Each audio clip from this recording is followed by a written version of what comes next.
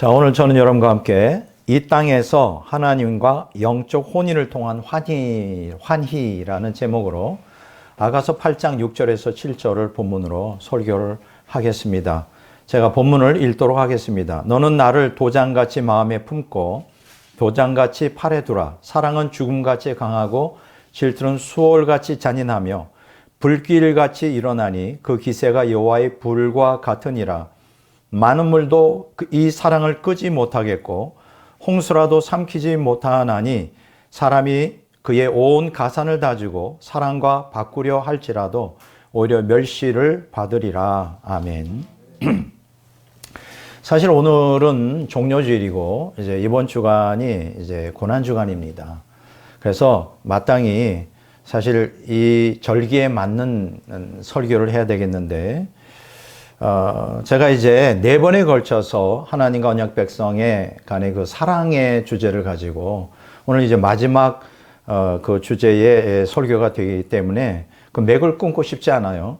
그리고 또 한 가지는 예수 그리스도의 그 고난을 통한 속죄 사역이 궁극적으로는 이 땅에서 하나님과 영적 혼인을 통한 환희를 언약 백성들이 누리기를 원하기 때문에 결국은 오늘 설교가 결코 지금 이러한 고난주간에 들어가는 이러한 상황에서 결코 낯선 설교는 아니다. 이렇게 말씀을 드리고 싶습니다.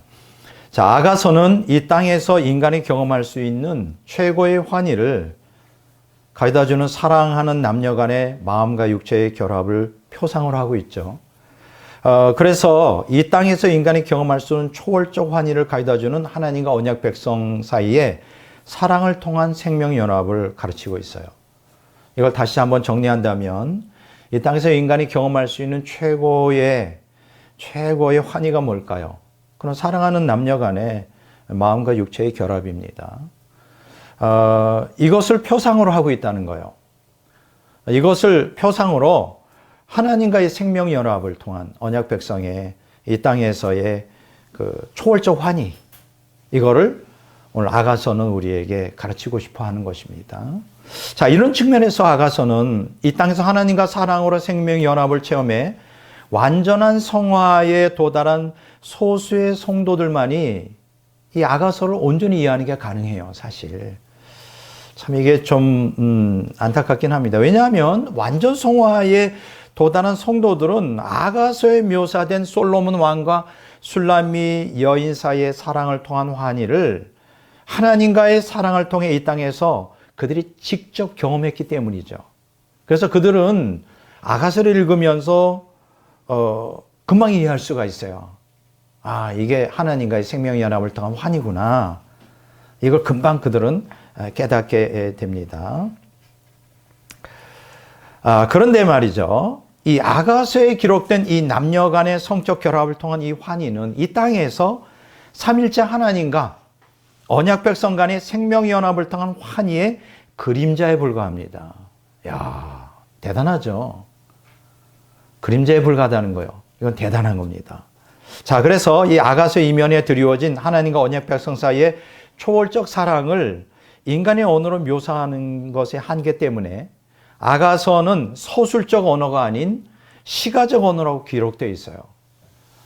우리 그 한글 성경에는 그냥 서술적으로 이렇게 기록되어 있는데 히브리어 원어 성경에 보면 이게 하나의 시예요, 시. 우리가 쉽게 얘기하면 이게 이제 우리 오늘날 현대로 번역하면 그 오페라 가곡이라고 말할 수 있어요. 다 노래예요, 노래. 그 시적인 언어로 그 솔로몬 왕과 술람미 여인의 화답하는 노래, 그리고 그 사이사이마다 예루살렘 여인들의 합창이 나옵니다.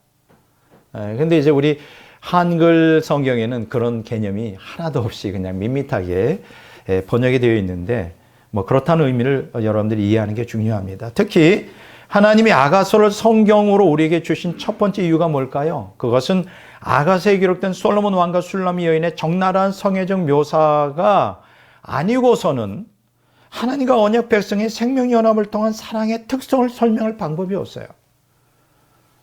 많은 오늘 기독교인들이 착각하는 게 뭐냐? 하나님과 인간의 사랑, 뭐 초월적인 사랑, 뭐 플라토닉 러브, 정신적인 사랑, 뭐 관념론적인 사랑 마음에 와닿지 않죠. 네. 심지어는 우리가 성령에 불 받아가지고 막 하나님의 사랑에 겹다 할지라도 그것은 그냥 거룩한 사랑이기 때문에 어떤 우리가 이 땅에서 남녀 간의 사랑을 통하여 그 격정적으로 경험하는 그 판타지, 환희를 배제해버리죠. 제가 오늘 여러분들에게 드리고 싶은 것은 절대로 그렇지 않다는 거예요. 절대 그렇지 않다. 이 땅에서 인간이 남녀 간의 성적 연합을 통하여 얻는 그 판타지하고는 비교할 수 없을 정도의 초월적 판타지를 우리는 하나님과의 연합을 통하여 경험할 수 있다. 이것은 너무 중요한 거예요. 그렇다면 우리가 갈망하겠죠. 그렇죠. 오늘 모든 이 땅에 있는 지상의 남녀들이 사랑하는 사람을 만나서 마음과 육체가 연합하여 이 환희를 어떤 그 환희를 경험하기를 원하죠. 그게 최고의 행복이잖아요. 근데 그것과는 비교가 안 돼요. 하나님과의 연합이. 그러면 어떻게 되겠어요? 야, 나도 그걸 경험하고 싶다. 하나님과 연합을 통한 이 초월적 환희를. 그렇게 되지 않겠어요? 오늘 제가 설교하는 목적이 이제 바로 그것에 있는 겁니다. 여러분들로 하여금 초월적 환희를 갈망하시라고. 그게 약속되어져 있거든요. 그리고 두 번째로 하나님이 아가서를 성경으로 우리에게 주신 이유는 아가서에 기록된 솔로몬 왕과 술람이 여인의 일시적이고 불완전한 사랑의 환희를 통하여 하나님과 언약 백성의 영원하고 완전한 사랑의 환희를 이 땅에서 우리로 하여금 갈망하도록 하기 위한 거예요. 그러니까 예표죠. 아가서의 이 사랑은 하나님과 언약 백성의 사랑의 예표예요. 그래서 우리로 갈망하라 이런 거죠. 아가서를 읽는 분들이 얼마나 부럽겠어요. 솔로몬 왕과 술람의 여인의 그 성애적 사랑에서 그 환희를 누리는 거, 나도 한번 이 인간으로 태어나서 그런 경험을 한번 해봤으면 좋겠다. 근데 내가 생각할 때 대부분의 남녀가 이런 경험을 거의 해보지 못하고, 뭐 소수만 그런 경험을 하겠죠. 해보지 못하고 인생을 끝나는 거로 제가 알고 있습니다. 그게 얼마나 그 아가서를 보면서 부럽겠어요. 인간의 남녀 간의 사랑의 절정이잖아요. 그 표현이. 근데 그것은 하나님과 언약 백성 간의 사랑에서 오는 환희에 비교하면 그림자에 불과해요. 근데 놀라운 것은 이러한 남녀 간의 이러한 최고의 판타지한 그 성애적 사랑을 인한 환희는 극소수만 경험하겠지만 오늘 하나님께서는 하나님과의 언약 백성이 모든 사람들에게 이러한 초월적 판타지가 하나님과의 생명의 연합을 통해 약속되어져 있다는 거예요. 누구나 다 가능해요. 누구나 다 가능해.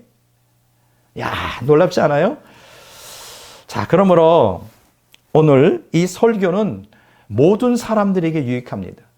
어떤 사람에게 하나님과 초월적 사랑을 통해 이 환희를 경험하고 싶은, 또 그걸 갈구하는 모든 성도들에게는 오늘 설교가 매우 유익한 설교가 될 것입니다. 나 그딴 거 필요 없어. 나 돈만 있으면 최고야. 뭐 이런 설교가 의미가 없겠죠. 의미 없습니다. 자, 그러면 오늘 이 아가서를 중심으로 제가 이 땅에서 하나님과의 영적 혼인을 통한 환희를 제가 설명하는데 많은 도움을 받은 사람이 있어요. 그 사람이 누구냐? 16세기 로마 카톨릭의 신비주의 영성가요 신학자인 십자가의 요한. 이 십자가의 요한의 경험이, 또 그 경험을 기록한 책들이 오늘 우리에게 이 아가서를 정확하게 이해하는데 중요한 결정적인 우리가 실마리를 우리에게 제공합니다. 이 십자가의 요한은 어떤 얘기를 했느냐, 그 예측을 통하여 이 땅에서 삼일체 하나님과 언약 백성은 영적 혼인이 가능하다는 거예요. 이미 여러분들이 지난번 설교에서 배운 것처럼 우리가 궁극적으로 그리스도와 성도 간의 결혼, 혼인은 언제 이루어진다 그랬죠? 그리스도의 재림 때 이루어진다 그랬잖아요. 부활을 하면서. 그리고 그 영원한 천국에서 그 결혼 생활이 영속적으로 그 결혼 생활을 통한 그 환희를 경험하게 된다, 이렇게 말하는데, 십자가 요한은 뭘 주장하느냐? 이 땅에서도 영적 혼인이 가능하다. 하나님과 이 땅에서도 영적 혼인. 이거 참 놀라운 것이죠. 자, 그래서 이 십자가 요한은 자기가 경험한 이 영적 혼인, 하나님과의 영적 혼인을 이제 글로 표현해야 되는데 도저히 이게 자기의 경험을 표현할 길이 없는 거예요. 그래서 그분의 모든 책들이 뭐로 되어 있느냐면 시로 되어 있어요. 여러분, 저는 시인도 아니고 뭐 문학에 대해서 전혀 아는 게 없지만 시라는 건 굉장히 강력한 언어죠. 책 한 권을 시 한 줄로 다 표현할 수가 있어요. 그렇죠. 제가 기억에 남는 건 그 타고르, 그 시성, 인도의 시성 타고르가 말한 뭐 동방의 등불에 대한 그 몇 줄 안 되잖아요. 근데 굉장히 우리에게 그 밀려오는 그 감동은 책 몇 권과 비교가 안 되잖아요. 이 시어라고 하는 게 그런 능력을 갖고 있어요. 그래서 이 십자가 요한도 자기가 경험한 그 초월적인 하나님의 사랑을 통한 이 영적 혼인, 또 그로 인한 환희를 뭐 글로 표현할 수가 없는 거예요. 그래서 시로 다 표현을 했습니다. 왜냐하면 언어의 한계 때문에 그렇게 할 수밖에 없었다. 그렇게 얘기를 합니다. 특히 십자가의 요한은 아가서 5장 8절에 예루살렘 딸들아 너희에게 부탁한다. 너희가 내 사랑하는 자를 만나거든 내가 사랑함으로 병이 낫다고 하려무나. 사랑함으로 병이 나는 걸 우리가 뭐라고 말하죠? 상사병이라고 그래요. 근데 사실 오늘 설교는 조금 더 이 땅에서 정말 내가 사랑하는 그 뭐 남자든 여자든 상사병을 좀 알아본 사람이면 더 이 설교가 좀 어필이 될 것 같아요. 상사병.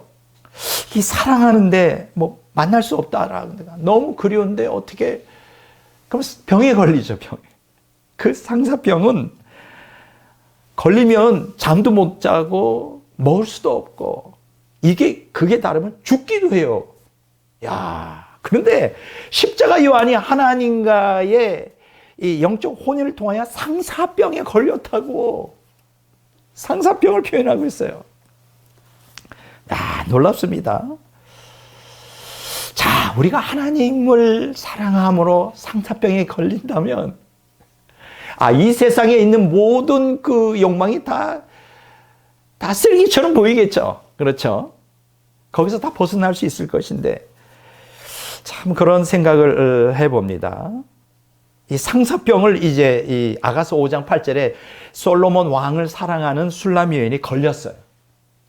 상사병, 병이 났어요. 사랑함으로. 자, 십자가 요한은 이것을 갖다가 하나님과의 영적 혼인에 대입을 시키고 있는데요. 자, 십자가 요한은 하나님과 영적 혼인 관계에서 하나님과 연합을 더욱 강렬히 열망하면서 느껴지는 사랑의 갈증과 그 아픔. 근데 더 갈망하는데 그게 안 되잖아요. 상사병에 걸리는 거예요. 이게 이제 상사병에 걸리는 게 이제 사랑의 갈증과 아픔인데 이걸 뭐라고 십자가 요한은 말하느냐면 사랑의 상처들이라고 말합니다. 상처들. 영혼에 상처가 생긴단 말이에요. 깊은 상처가. 사랑의 갈증과 아픔 때문에.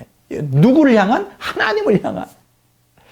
나는 여러분들이 이 설교를 들으면서 여러분들이 하나님을 향한 사랑의 갈증과 하나님과의 사랑에 온전해지지 못하는 그 아픔 때문에 이 사랑의 상처들이 있길 원해요. 상사병이 걸리길 원해요. 참으로 복이 있겠죠. 자, 십자가 요한은 이런 상처들 때문에 영혼이 하나님을 향하여 상사병을 앓는데 이 상사병으로 인해 영적 갈증과 아픔으로 인한 상처는 종기로 발전한다는 거예요. 이게 좀 더 이 상처가 종기가 되어버리고 종기는 결국 인간이 감당할 수 없는 죽음의 경지에까지 초래한다는 거예요. 그 상사병이 얼마나 대단했으면. 자, 이 단계에서 영혼은 하나님을 향한 사랑의 갈증과 아픔을 견디지 못하고 죽을 것 같은 상태에 이르게 된다. 감당이 안 되니까. 야, 대단합니다. 이런 경지가 있다는 거예요. 자, 이런 하나님을 향한 상사병을 십자가 요한뿐 아니라 오리게네스라고 하는 교부도 그 얘기를 하고 있어요. 야, 대단해요. 그리고 니사의 고레고리오스도 그 얘기를 합니다. 하나님을 향한 상사병. 야, 대단하죠. 자, 그러면 이러한 그 경험, 하나님에 대한 상사병, 뭐 이런 경험, 영적 혼인 이런 것들을 어디에서 조수를 하고 있을까? 제가 오늘 십자가 요한의 책 4권을 제가 소개해 드리겠어요. 좀 읽어봤으면 좋겠다. 근데 읽어도 좀 잘 이해가 안 되겠지만 너무나 영적 깊이가 있으니까. 근데 오늘 개신교인들은 이 분야를 잘 몰라요. 왜냐하면 십자가 요한은 로마 카톨릭에 속해 있는 영성가이고 신학자이며 또 이 책들이 개신교에서 출판한 게 아니라 카톨릭 출판사에서 출판돼서 우리가 접근할 수 있는 기회가 많지 않습니다. 오늘 소개해 드릴 테니까 좀 여러분들이 관심을 가지면 좋겠어요. 첫 번째 소개해 드리고 싶은 거는 바로 이 책이에요. 사랑의 산 불꽃, 십자가 요한의 사랑의 산 불꽃. 이 책은 영적 혼인 상태에서 하나님을 향한 상사병을 다루고 있어요. 이 책에서 나오고 있어요. 이 책, 사랑의 산 불꽃. 이 살아있는 불꽃이다. 사랑으로 이글이글 타오르는 살아있는 불꽃이다. 얼마나 그 사랑이 대단했으면 상사병을 불러일으켜요. 그리고 두 번째 책이 있는데 영가라고 하는 책입니다. 영가. 이걸 이제 우리가 쉽게 한글로 표현하면 영혼의 노래라고 표현할 수 있어요. 이건 뭐냐? 영적 혼인 상태에 있는 하나님과 영혼의 일치 과정을 다루고 있어요. 그러니까 하나님과 영적 혼인 상태, 그것도 여러 단계가 있다는 게 오늘 제가 설교를 통해 말씀하겠지만, 완전 성화에 이르면 하나님과 생명 연합을 하면 그냥 그게 끝이 아니라 그 안에서도 여러 단계가 있어요. 그것을 이 영가라고 하는 책에서 이제 십자가 요한이 이제 설명하고 있어요. 그러니까 자기가 체험했으니까 그 설명하는 것이죠. 그리고 또 다른 두 권의 책이 있는데 한 권의 책은 뭐냐?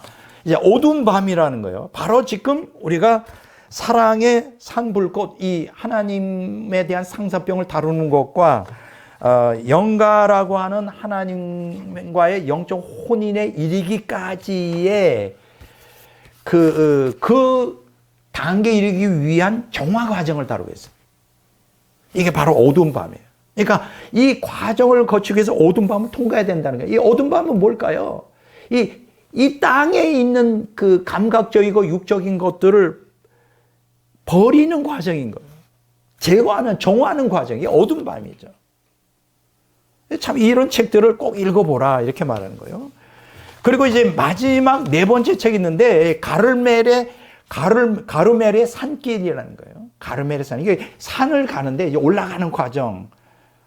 그러니까 이것은 뭐냐면 지금 이 어두운 밤에서 종화 과정을 얘기했다면 가르멜의 산길은 구체적으로 종화를 어떻게 할 것인가를 방법론을 우리에게 제시해 주고 있어요. 방법론을. 그래서 제가 이제 네 권의 책을 했는데 사실 순서적으로 읽으려면 이제 어두운 밤을 먼저 읽어야 되고요. 정화 과정을 다루고 있고, 그걸 구체적인 방법을 다루는 게 가르멜의 산길을 다루고 있고요. 이제 세 번째로 읽어야 될 게 이제 완전 성화에 이르러서 영적 혼인에 이르면 사랑의 살아있는 불꽃, 산불꽃이라는 책을 읽어야 되고, 그리고 마지막으로 영가라는 책에서는 이제 영적 혼인에서도 여러 단계가 있다. 이렇게 해서 이 세트가 되어 있어요, 네 개가. 그래서 여러분들과 제가 솔직히 말해서 이걸 완전히 이제 영적 혼인 상태에 이르지 않았기 때문에 이해하는 게 쉽지는 않지만 그거를 갈망하는데 동기부여를 한다. 갈망하는 동기부여를 하는 중요한 책이다. 그래서 우리 개신교인들은 이 책을 잘 모릅니다. 왜냐하면 카톨릭 영성이 깊기 때문에 그 제가 여러분들에게 이해가 잘 안 된다 할지라도 좀 읽으면 굉장히 도움이 될 것이다. 그걸 말씀을 드립니다. 그래서 오늘 이 귀한 책 네 권을 이제 소개해 드립니다. 그래서 이 네 권의 책을 쓴 그 십자가 요한은 아가서를 정확히 이해하고 있어요. 그래서 제가 이 책을 좀 참고로 해서 아가서를 어떻게 풀 것인가를 말씀을 드리려고 합니다. 자, 오늘 본문 요절이 아가서 8장 6절 7절이에요. 이 아가서 8장 6절 7절은 아가서 전체가 1장에서 8장까지 되어 있는 것 중에 요절이 돼요. 요절. 핵심 구절이 된다. 그러면 이 아가서 8장 6절 7절은 한마디로 말하면 뭐냐? 초월적 사랑의 특성과 가치에 대해서 논하고 있어요. 본문이 초월적 사랑의 특성과 가치. 자, 한번 제가 다시 한번 읽어볼게요. 아가서 8장 6절 너는 나를 도장같이 마음에 품고 도장같이 팔에 두라. 사랑은 죽음같이 강하고 질투는 수월같이 잔인하며 불길같이 일어나니 그 기세가 여호와의 불과 같으니라. 시잖아요, 시. 자, 본문에서 나에 해당하는 주어가 누구냐? 신부 술람이 여인을 지칭하지만 사실 문맥의 의미를 따져보면 궁극적으로는 신랑 솔로몬 왕이에요. 그러니까 너는 나를 도장같이 마음에 품어라. 너는 뭐예요? 술람이 여인이고 나는 솔로몬 왕이에요. 그러니까 나를 너의 마음에 도장같이 또 팔에 도장을 찍듯이 두라 이 얘기예요. 자, 그러면 이게 도대체 무슨 얘기냐? 너는 나를 도장같이 마음에 품고 도장같이 팔에 두라는 말은 무슨 뜻이냐? 내가 너의 전부가 되게 하라. 그렇죠. 여러분, 사랑하는 남녀에게서 가장 그 절정에 이른 용어가 뭡니까? 너는 내 거고 너에게도 내가 너의 전부가 되게 하라. 그렇지 않나요? 아, 괜찮아. 전부가 아닌데 이래도 돼. 여주 아저씨 좋아해도 돼. 나 조금만 사랑해줘. 아마 정말 목숨 걸고 사랑하는 남녀 간에 그런 얘기 하는 사람은 없을 거예요. 마찬가지로 오늘 본문 말씀에 보면 술람이 여인을 향한 신랑 솔로몬이 그럽니다. 내가 너의 전부가 되게 하라. 예. 이 고대 근동에서 이 도장이라는 게 무슨 뜻을 갖고 있을까요? 소유주의 권리를 얘기해요. 도장으로 어떤 문서를 찍으면 그건 내 거라는 거잖아요. 예, 내 거. 소유주의 이름이 거기 새기잖아요. 예, 그런 뜻을 갖고 있습니다. 그 다음에 보겠어요. 자, 아가서 8장 6절 이제 B번에 보면 이런 표현이 있어요. 사랑은 죽음같이 강하고 질투는 수월같이 잔인하며. 이것도 시어적인 표현이에요. 사랑과 질투가 동의어처럼 사용됐고요. 죽음과 수월 역시 같은 의미를 주고 있어요. 그럼 이게 무슨 뜻이냐? 자, 초월적 사랑은 죽음보다 강하고 수월의 잔인함조차 뛰어넘는 힘을 갖고 있다는 걸 얘기했어요. 그러니까 여기서 사랑과 질투는 무슨 뜻이죠? 불타는 사랑을 얘기하는 거죠. 여러분 왜 질투합니까? 불타게 사랑하니까 질투하는 거예요. 그러니까 사랑과 질투는 불타는 사랑을 얘기해요. 자, 그리고 이 불타는 사랑은 뭐예요? 이 죽음과 수월처럼 목숨을 걸고 있는 거죠. 목숨을 거는 불타는 사랑. 한마디로 말하면. 근데 그 기세가 여호와의 불과 같다. 여호와의 불이 뭡니까? 성령의 불이죠. 이것은 하나님과의 불타는 초월적 사랑의 특성을 오늘 본문을 통해서 묘사해 주고 있는 거예요. 야, 우리가 사랑하면 이런 사랑을 해야지. 목숨을 걸고 막 불타는 사랑을 해야죠. 그게 뭐 인간과의 관계든지 하나님과의 관계든지. 자, 아가서 8장 7절 이제 좀 아까 6절을 다뤘으면 7절은 보면 이런 얘기 있습니다. 많은 물도 이 사랑을 끄지 못하겠고 홍수라도 삼키지 못하리니 사람이 그의 온 가산을 다 주고 사랑과 바꾸려 할지라도 오히려 멸시를 받으리라. 이게 무슨 얘기일까요? 아가서 8장 7절 A번에 보면 많은 물도 이 사랑을 끄지 못하겠고 홍수라도 삼키지 못하리니 여기서 많은 물과 홍수는 같은 동의어처럼 쓰이죠. 이거 뭐예요? 초월적 사랑의 불멸성이에요. 어느 무엇으로도 그 사랑을 갖다가 대신하거나 바꿀 수 없다. 예, 불멸성이에요. 이렇듯 초월적 사랑의 특성은 아가서 6장 B번에서 사랑의 강렬함, 목숨을 걸고 하는 사랑. 그렇죠? 아까 뭐라고 얘기했어요? 이 사랑을 갖다가 질투, 사랑과 질투. 이게 불타는 사랑이잖아요. 그 죽음과 수월은 뭐예요? 목숨을 걸고 사는 이 사랑의 강렬함을 얘기했는데 거기다가 이 불멸성, 영원한 사랑. 그렇죠? 이것을 여기서 얘기했어요. 그래서 아가서 8장 7a에서 사랑의 불멸성으로 이제 설명되고 있는데 아가서 8장 6절 B는 사랑의 강렬함. 또 아가서 8장 7절 A는 사랑의 불멸성. 이게 두 가지 면을 갖고 있죠. 이런 특성을 지닌 초월적 사랑의 가치를 아가서 8장 7절 B에서 다음과 같이 묘사하고 있죠. 사람이 그의 온 가산을 다 주고 사랑과 바꾸려 할지라도 오히려 멸시를 받으려 아무 것으로도 바꾸지 못한다. 대단한 거죠. 사랑의 가치라는 게. 영원한 불멸의 사랑. 그런데 여러분 어떠세요?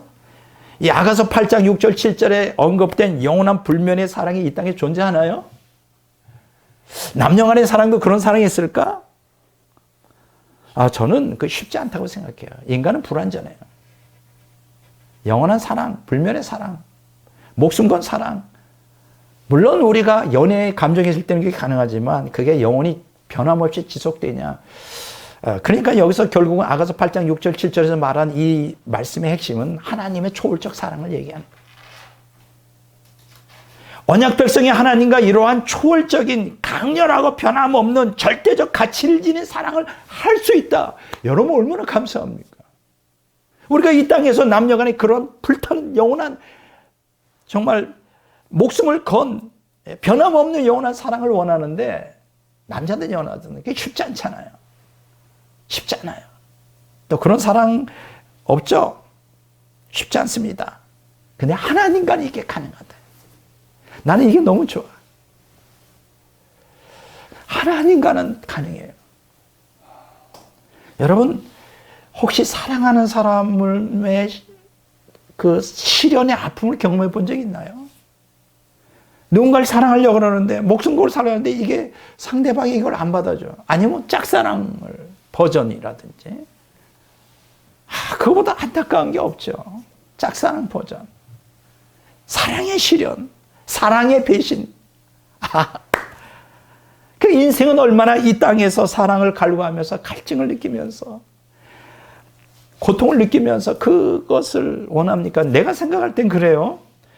이 사랑이라는 거는 젊은 10대나 20대 이 혈기방장한 사람들, 막 호르몬이 넘쳐나서 막 그냥 이성을 그리워하는 그 사랑만이 사랑이 아니라 저같이 이렇게 이제 70을 바라보고 저는 그렇게 생각해요. 80, 90 된 사람도 이 사랑을 갈망한다.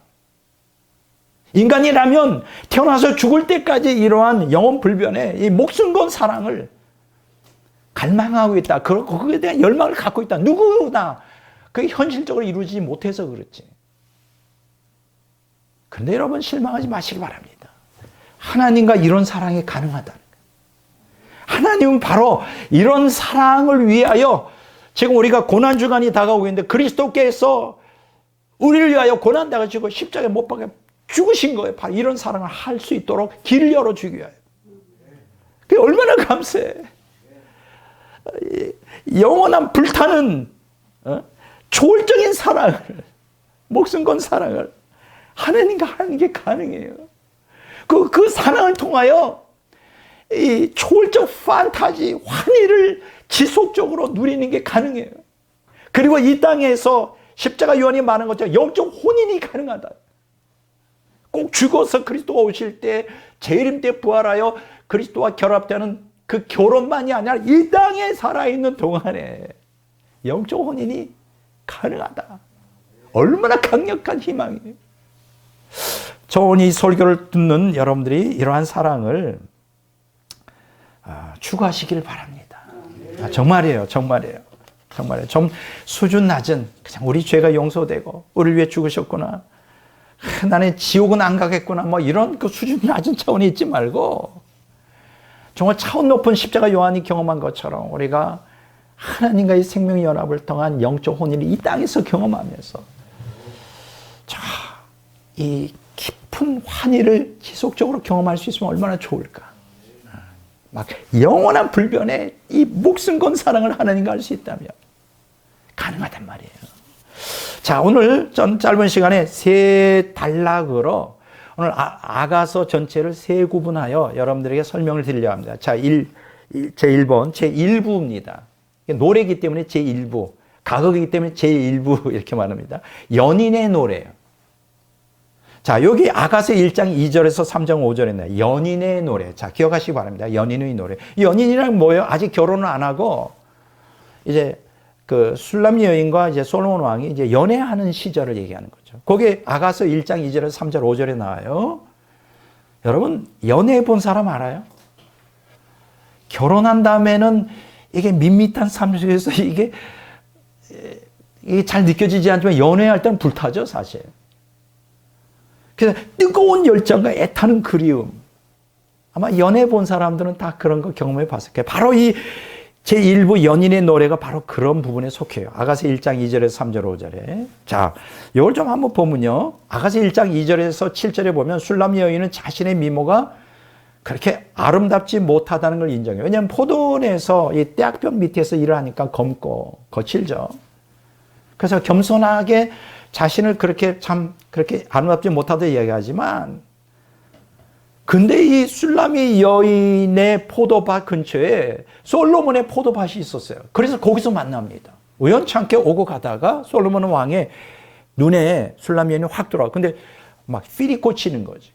필이 꽂혀. 솔로몬 왕 마음에. 그래서 솔로몬 왕이 이제 술라미 여인을 사랑하게 되는데, 그래서 그와 더불어 술라미 여인의 마음속에서 솔로몬 왕을 향한 사랑이 막 차고 넘치기 시작해. 그래서 이 아가서 1장 2절 7절에 보면 솔로몬 왕을 향한 사랑을 절대 포기 못 하겠다는 거예요. 그렇게 나옵니다.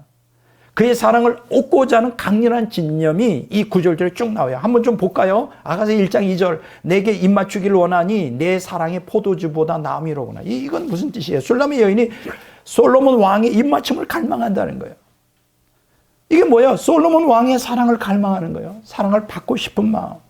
오늘 우리가 그리스도를 향해서도 이런 사랑이 있어야 되지 않겠어요?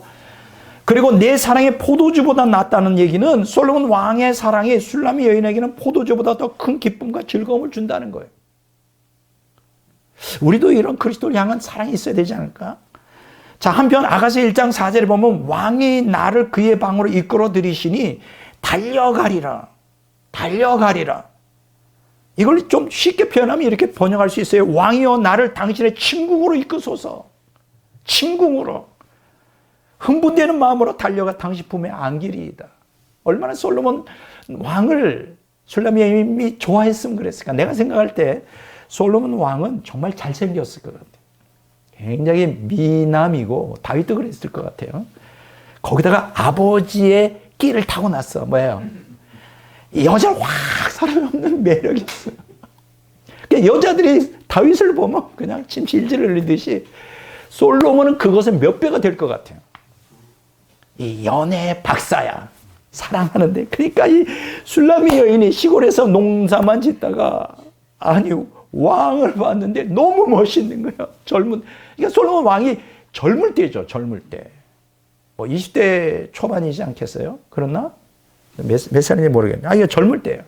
얼마나 잘생기고 그냥 왕인데 멋있어.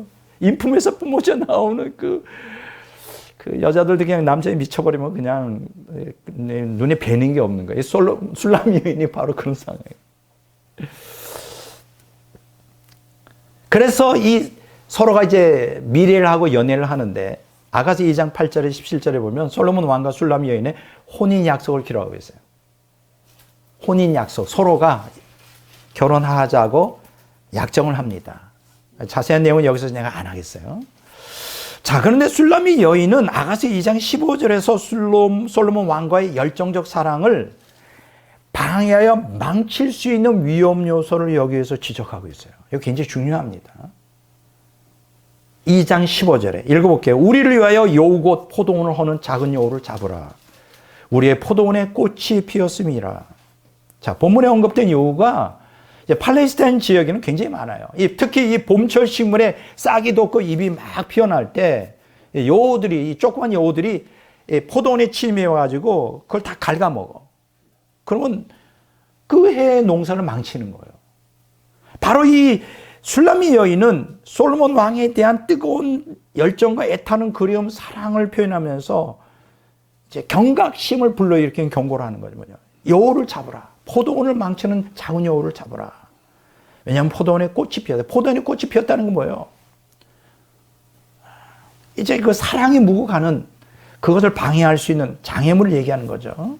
그러니까 여우는 이 두 사람 사이에 사랑에 방해가 되는 장애물을 상징하는 것인데, 이거는 우리에게 대입시키면 그렇죠. 우리가 그리스도를 향하여 사랑이, 우리가 첫사랑을 경험하고 막 연애하는 감정으로 주님을 사랑할 때 그 그리스도와의 사랑을 파괴할 수 있는 게 뭐죠? 죄악이죠. 죄들. 세상에 대한 갈망. 옛사람의 욕망에 그걸 버리지 못한. 그것 때문에 많은 기독교인들이 첫사랑을 경험하면서 성령에 불받고도 마음이 식어져가지고 바람 나가지고 그냥 도중에 파토 나고 도망가는 경우가 많아요. 바로 그걸 경계하라는 거예요.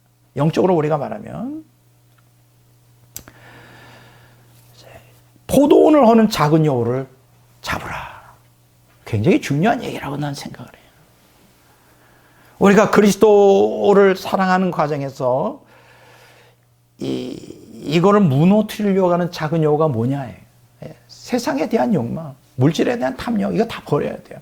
이것 때문에 평생 그리스도를 제대로 한번 사랑해 보지도 못하고 인생을 끝내는 기독교인들이 얼마나 많은지. 버려야 돼, 버려야 돼. 물질적인 탐욕, 세상의 명예, 세상의 욕망, 이런 것들을 과감하게 끊을 수 있어야 우리가 그리스도의 사랑으로 깊이 들어갈 수 있어요. 이것이 하나의 앞으로의 영적 혼인의 발판이 된단 말이에요. 아니, 연애를 해야 혼인을 할 거 아니에요. 연애도 안 하는데 어떻게 혼인이 되겠냐 이거예요. 그렇죠?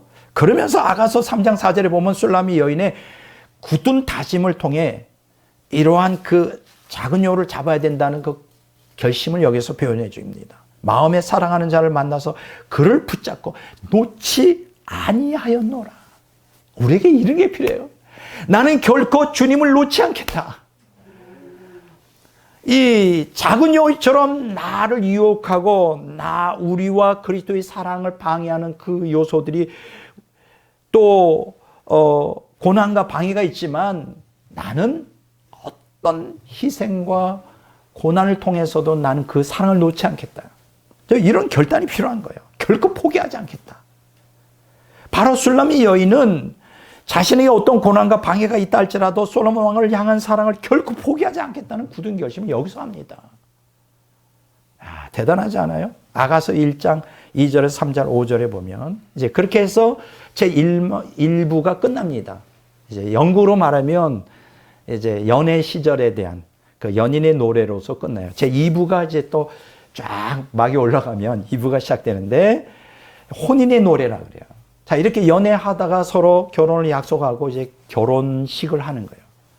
혼인식. 아가서 3장 6절에서 5장 1절에 보면 기록이 되어 있어요. 혼인식. 이걸 제 2부라 그러는데 요거는 솔로몬 왕과 술람의 여인이 혼인 예식을 치르고 초야를 통한 사랑으로 연합된 환희를 묘사하고 있어요. 어디에? 아가서 3장 6절에서 5장 1절에 나옵니다.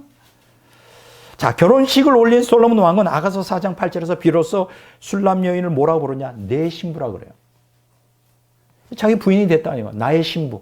이렇게 표현합니다. 그리고 아가서 4장 9절에 보면 내 누이 내 신부야. 내가 내 마음을 빼앗았구나 라고 고백함으로 신부의 아름다움에 완전히 매료돼요. 신부를 떠나서 살 수 없다고 표현하는 거예요. 내 마음을 다 뺏었다는 거예요. 야, 그리스도 이 땅에서 지금 아까 내가 얘기했죠. 십자가 요한의 얘기는 물론 그리스도의 재림 때 우리가 궁극적인 결혼식이 있지만 이 땅에서도 혼인이 가능하다. 영적 혼인이 가능하다. 야, 대단하죠. 이 땅에서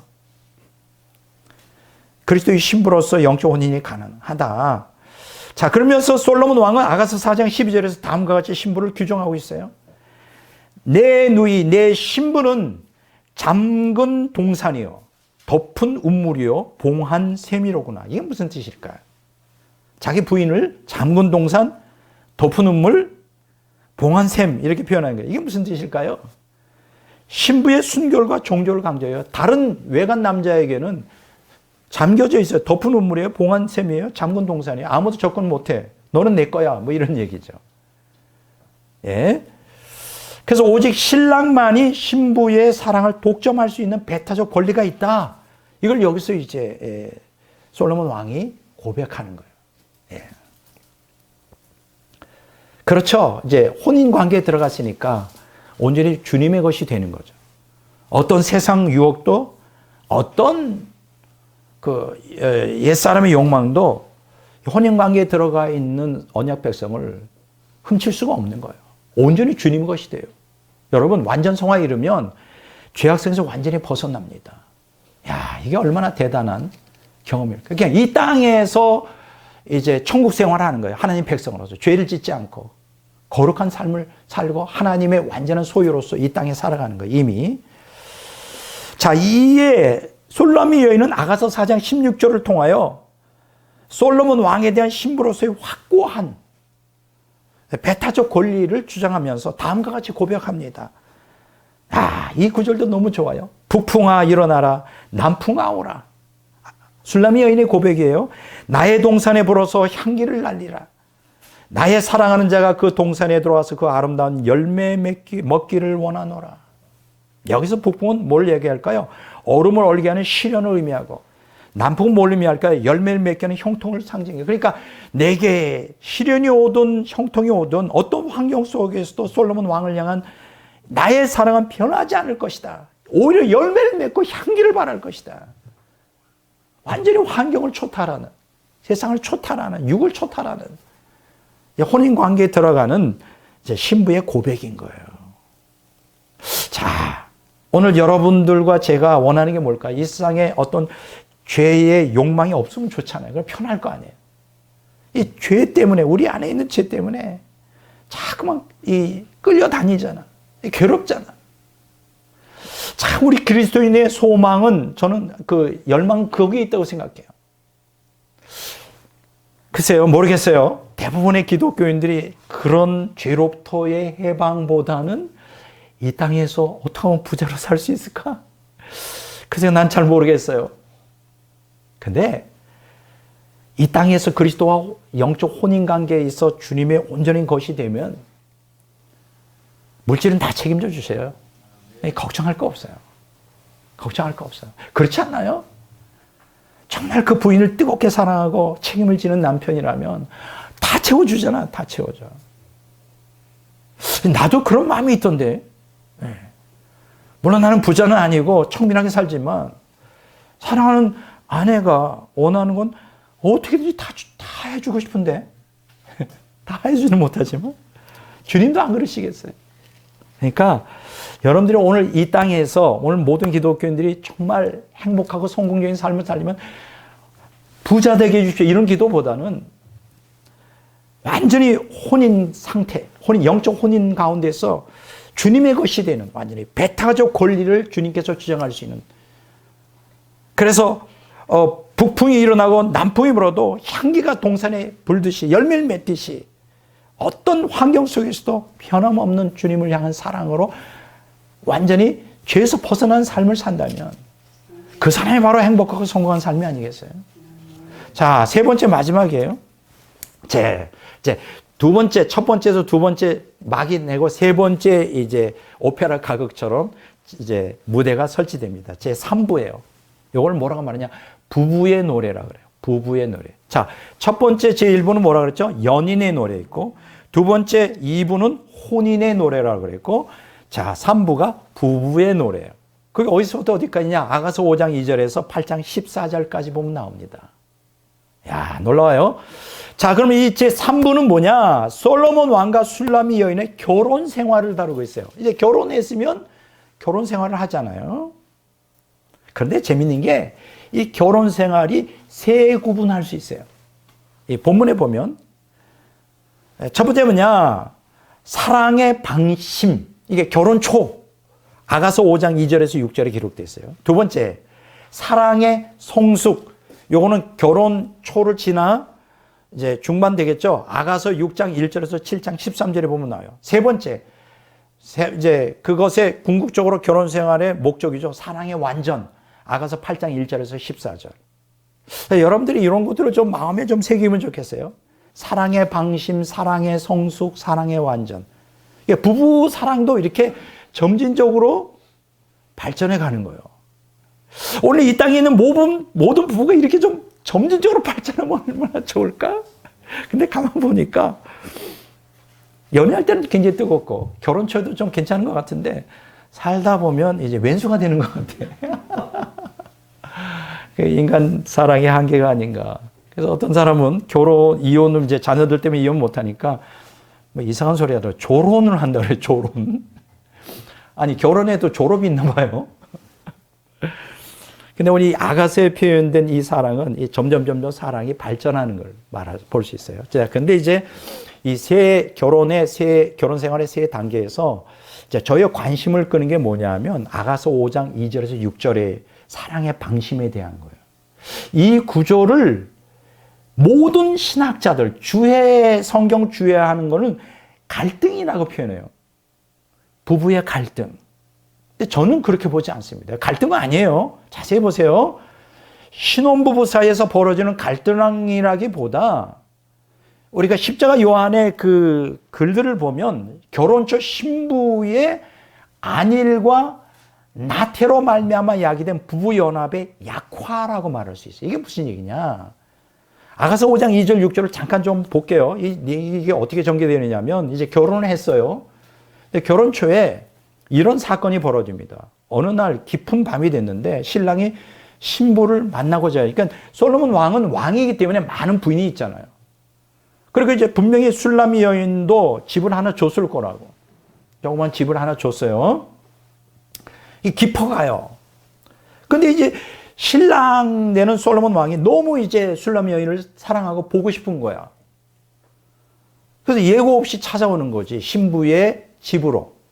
예루살렘 안에 있는 거처로 오는데 옛날에는 그랬잖아요. 그 문을 잠그고 자잖아요. 혼자 자는데 신부가 옷을 벗고 이제 잠을 자기 위해서 옷을 벗고 잠자리에 들었어요. 근데 주석을 보니까 뭐 지금이야 뭐 옷을 벗어도 뭐 잠옷 입고 근데 그런 거 없어. 고소 뻗으면 그냥 아무것도 없어. 그냥 옷을 벗었다는 거는 거의 그냥 아무것도 없는 상태로 그냥 입을 뒤집어 쓰고 자는 거예요. 잠자리에 들어서 이제 잠은 아직 자지를 않았어요. 정신은 말똥하는데 문은 잠겨 있는 상태고 밖에서 누군가가 신랑이 이제 그 고리가 있어요. 그 열으려고 하는 거야. 이렇게 구멍이 있어가 열으려고. 근데 문은 잠겨 있는데 안에서 잠겨 있으니까 안에서 열어주지 않으면 안 열리는 거죠. 근데 여기 아가서 5장 2절 6절에 보면 상황이 뭐냐면 금방 열어줘야 되잖아. 신랑이 왔으니까. 좀 망설여. 왜 망설였을까? 자기는 잠자리에 들으려고 옷을 다 벗었고 옷을 입으려면 거치장스럽고 그렇단 말이에요. 그러니까 연애할 때였다면 이게 문제가 안 되겠죠. 신랑 소리만 들으면 그냥 옷이고 뭐고 그게 어디 있어. 근데 딱 결혼을 하고 잠자리에 들렸는데 좀 귀찮은 거야. 그래서 생각을 좀 하는, 망설이고 있는 거죠.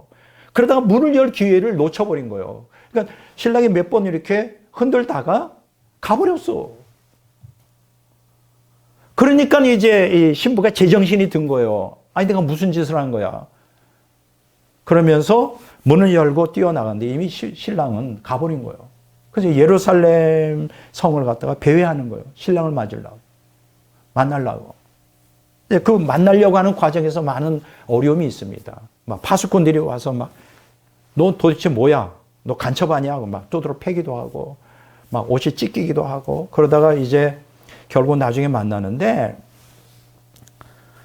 그러니까 여기에서 이 문제는 뭐냐? 아가서 5장 2절 6절에서 뭐냐면, 이런 거 있잖아요. 이 남자도 그렇고 여자도 처음에는 막 그 연애할 때는 막 별을 따다 준다. 당신 손에 물을 안 묻히게 해주겠다. 막 별 약속을 다 하죠. 근데 딱 결혼하면 너는 내 거야. 이제 끝이야. 자기 소유가 된 것에 뭐 미끼를 주지 않잖아요. 이제 끝나게 관심 없는 거야. 이런 거 같은. 이 결혼 초에. 예, 술람이도 여인도 그런 잠시 나태, 방심 이런 데 빠진 거예요. 이게 이제 우리가 이거 굉장히 중요한 얘기예요. 그래서 어쨌든 그래서 이제 솔로몬 왕을 찾기 위해서 아가서 5장 6절에 보면 내 혼이 나갔다 그래요. 정신이 없는 거예요. 자신의 잠시 동안에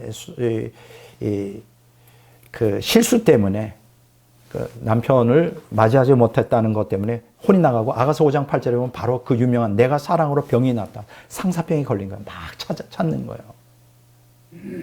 자, 요것을 우리가 십자가 요한의 그 영가에도 이런 측면이 자세히 나오고 있어요. 처음에 하나님과 생명 연합했을 때 어떤 문제가 발생할 수 있는가요? 사랑의 방심이라는 부분이죠. 이 땅에서 영적 혼인에 도달한 성도들이 하나님과 생명 연합 초기 보편적으로 경험하는 건데 뭐냐면 영혼이 마침내 완전 성화에 도달해서 하나님과 생명과 연합하잖아요. 그래서 다시는 죄의 지배를 받지 않고 타락할 가능성도 없잖아요. 그냥 안도하는 거예요. 아, 이제 난 됐다. 나는 이제 됐어. 나는 이 땅에서 천국 생활할 수 있어. 그래서 영적으로 나태하고 안일에 빠질 수 있다는 거예요. 영적으로 나태하고 안일에 빠져. 그렇게 되면 어떻게 될까요? 하나님은 영혼에 충만한, 그동안 충만한 하나님의 생명을 부어주다가 이제 완전 성화에 이른 그 성도가 영적으로 나태고 안일에 빠지면 어떻게 되냐? 그 생명이 위축이 돼버려. 줄어. 없어지는 게 아니라 줄어. 그러면 그로 인하여 그동안 충만히 누리던 하나님과의 영적 혼인을 통해 충만히 누리던 환희가 감소돼요. 이게 무슨 얘기인지 알아요?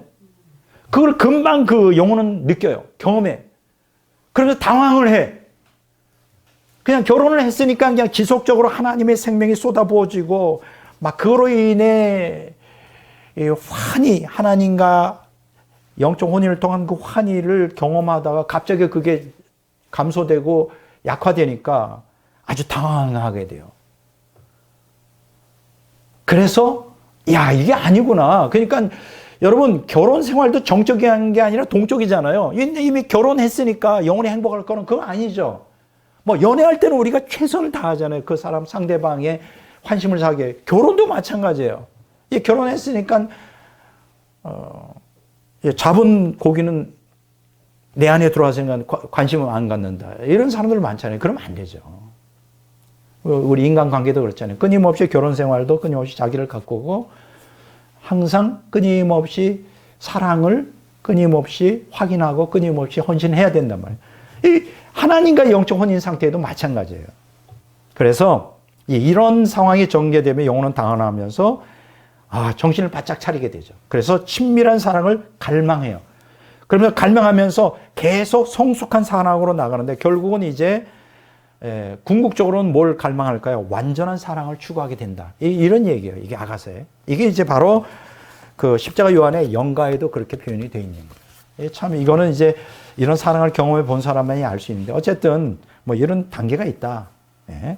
자, 아가서 5장 2절 6절에 보면 사랑의 방심에서 아가서 6장 1절 7절에서 13절에 보면 사랑의 성숙을 언급하고 있는데 이것이 두 가지로 이제 구분돼요. 아가서 6장 1절 14절은 신랑과 신부의 사랑 회복, 방심한 상태에서 아가서 7장 1절 13절에 보면 신랑과 신부의 성숙한 사랑을 다루고 있어요. 점점 사랑이 성숙해진다는 거예요. 특히 아가서 7장 6절 13절에서 술람이 여인은 솔로몬 왕을 향하여 솔로몬 왕만이 자신의 유일한 사랑의 대상임을 고백합니다. 여러분 어떻게 생각하세요? 부부간에도 부부 생활 오래 세월이 흘러가면 사랑이 좀 밋밋해지고 하는데 나는 끊임없이 그 뜨거운 사랑을 부부간에도 고백하고 그런 사랑을 하는 사람이 얼마나 될까 모르겠는데 해야 된다고 생각하는 사람이에요. 네. 끊임없이. 자, 그리고 본문에 보면 솔로몬 왕의 술람이 여인의 아름다움에 대한 묘사가 옛날에도 종종 했어요. 아가서 1장 9절에서 11절, 4장 1절에서 5절, 7절에서 15절, 6장 4절 10절에 보면 술람은 여인에 대해서 아름답다고 솔로몬 왕이 참 얘기하는데 오늘 여기 보면 이 아가서 여기 지금 영적 성숙에 보면 7장 6절 13절은 훨씬 더 구체적으로 노골적으로 이 술람 여인의 아름다움을 극찬해요. 이게 발전하는 거죠. 예. 성숙하고 있는 거죠. 결국 아가서 8장 1절 4절에서 술람이 여인은 완전한 사랑을 갈구하게 됩니다. 그러면 여기에서 솔로몬 왕이 어떻게 응답을 할까요? 그러니까 술람의 여인은 솔로몬 왕과의 사랑이 깊어질수록 거기에 만족하지 않고 더 완전한 사랑을 갈구한다는 거예요. 그랬을 때 솔로몬 왕은 이제 아가서 8장 6절에 7절에 오늘 본문 말씀이죠. 강렬하고 불변하는 완전한 사랑이란 하나님과의 초월적 사랑이다라는 것을 결론을 내요. 그게 오늘 여기서 핵심이에요. 인간은 사실 이게 불가능하죠. 이 땅에서. 인간과 인간의 사랑에서는. 결국은 솔로몬 왕이 제시하는 건 뭐냐? 완전한 사랑, 초월적 사랑. 그건 하나님과 언약 백성의 사랑이다. 그게 이제 아가서 8장 6절에 7절에서 말해주고 있는 핵심이에요. 자, 이해가 되셨죠? 자, 끝맺는 말을 하겠습니다. 오늘 설교를 통하여 제가 여러분들에게 전하고자 하는 메시지의 핵심은 하나님과 언약 백성 사이의 사랑이 관념론적이 아니라는 거예요. 우리는 남녀 간의 사랑을 실제적으로 구체적으로 막 흥분돼요. 우리가 깊이 거기서 행복을 느끼고 우리가 환희를 느끼는데 왜 하나님과 언약 백성의 사랑을 왜 그렇게 밋밋하고 관념적이고 화석화된 사랑처럼 그렇게 다루는 거야. 저는 그게 안타까워요. 그렇지 않다는 거예요. 남녀간의 사랑보다 더하죠. 하나님과의 사랑을 통한 그 엄청난 환희는. 오히려 우리가 서로 사랑하는 남녀가 마음과 육체의 결합을 통하여 환희를 경험하는 것과 전혀 다른 차원의 환희를 언약 백성 하나님과의 생명의 연합을 통해 이 땅에서 경험할 수 있다는 사실을 우리가 기억하는 게 중요하다. 그게 아가서가 가르치는 거고 십자가 요한의 네 권의 책이 우리에게 시사하는 거예요. 그러므로 우리는 이 땅에서 그리스도의 속죄와 구속사역으로 말미암아 하나님과의 생명의 연합을 통한 초월적 환희를 평생 누리도록 하나님의 부름을 받고 있는 거예요.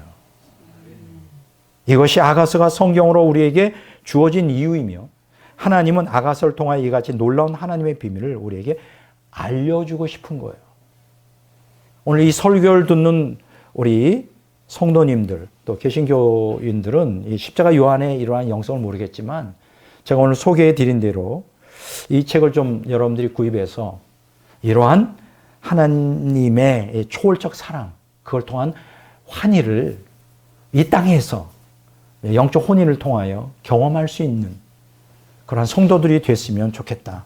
이것이 제 오늘 설교의 바람입니다. 이 설교를 좀 잘 여러분들이 소화하고 이해했으면 하는 그러한 소원을 제가 오늘 끝으로 갖고 싶습니다.